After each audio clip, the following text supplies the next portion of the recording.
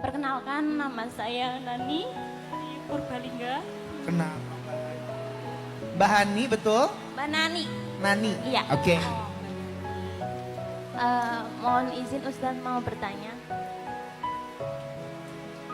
Saya baru selesai masa idah.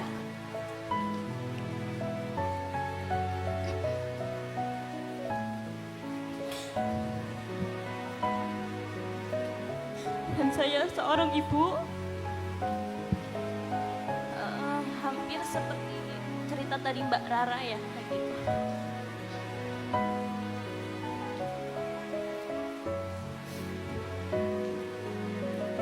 Maaf Ustaz. Apa benar kalau perceraian itu takdir atau karena keegoisan saya ya Ustaz? Apa? Keegoisan saya. Perceraian. Perceraian itu Oh, perceraian. karena takdir atau keegoisan saya. Karena menurut saya itu pernikahan saya itu udah di tahap yang sangat tidak wajar gitu Ustaz. Melakukan kesalahan yang berkali-kali. Terus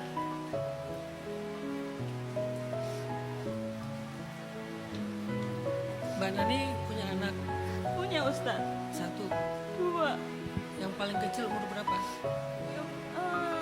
Pas saya bisa berarti 11 bulan. Sekarang 11 bulan.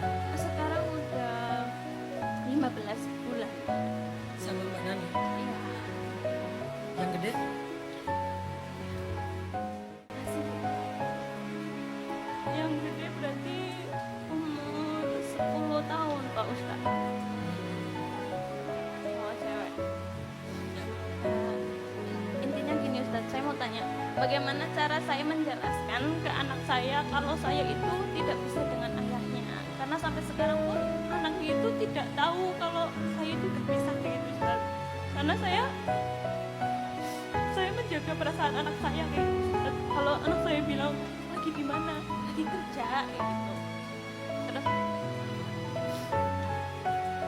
apakah karma ayahnya nanti itu keturun ke anak perempuannya kayak gitu Ustaz? Terus pertanyaan ketiga, apakah saya berdosa kalau saya tidak mau menikah lagi Ustaz?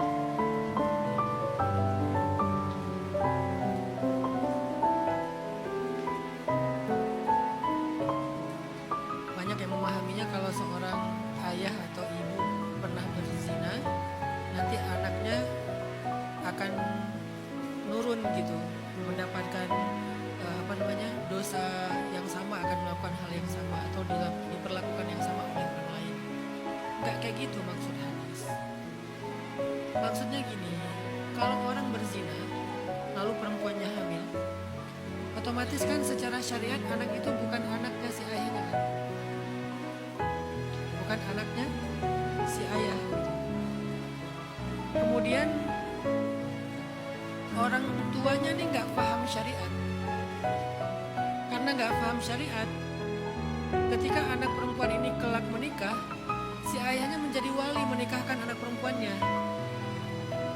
Tanpa dia sadari, karena pernikahan itu tidak sah, dia membiarkan anak perempuannya terus-terusan melakukan perbuatan zina yang dosanya ditanggung sama orang tuanya yang tidak berani menjelaskan cerita di masa lalunya, malu, bla bla bla. Akhirnya dia membiarkan anaknya berzina. Itu maksud dosa turunan. Bukan kalau orang tuanya berdosa zina nanti anaknya pasti berzina. Enggak gitu dong, enggak adil kalau kayak gitu.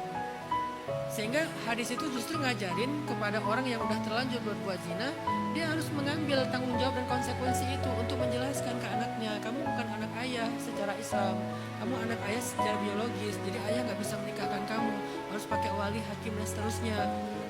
Konsekuensinya mungkin dia akan marah, dia akan kecewa, ya udah terima. Daripada kita karena menutupi cerita masa lalu, karena kita menikah dengan perwalian ayahnya yang tidak sah, akhirnya apa yang terjadi?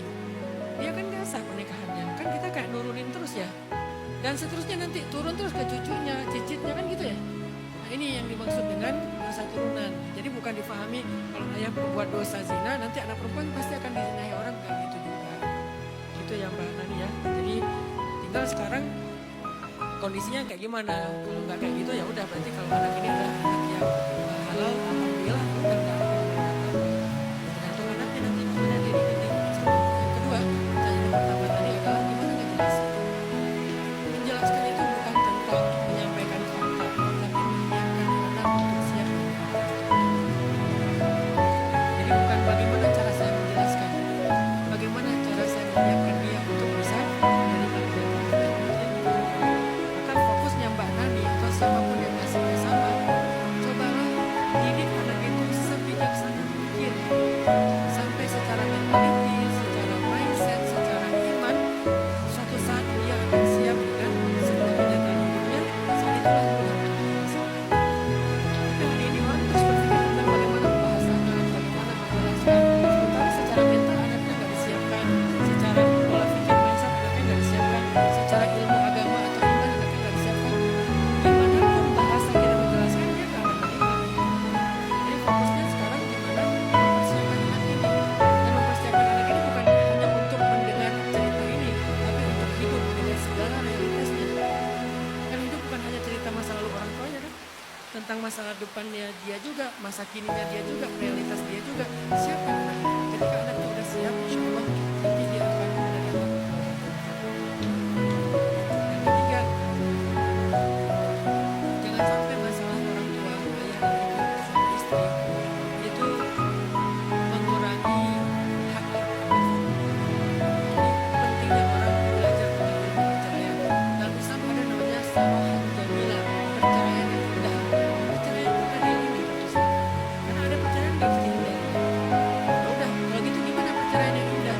Pertama, tidak mengurangi nafkah. Ada di dalam. Kedua, kasih sayang. Walaupun bagaimanapun keadaannya, dia tetap ayahnya, dia tetap ibunya, kasih sayang yang harus diberikan. Walaupun secara teknis berbeda sama orang tua. Ini yang harus kita perhatikan. Sehingga suatu saat kelak, ketika anak itu tahu kenyataannya, dia akan bisa lebih mudah berdamai karena dari sisi hak dan keturunannya dia diterima. Apalagi sosok orang tua yang sekarang dengan sisi fitrah, sisi ayah, dan juga sisi bakal menjalani ini. Oh, satu lagi ya, dosa nggak kalau saya nggak mau nikah lagi? Untuk saat ini saya nggak mau ngomongin dosa dan benar dan salah.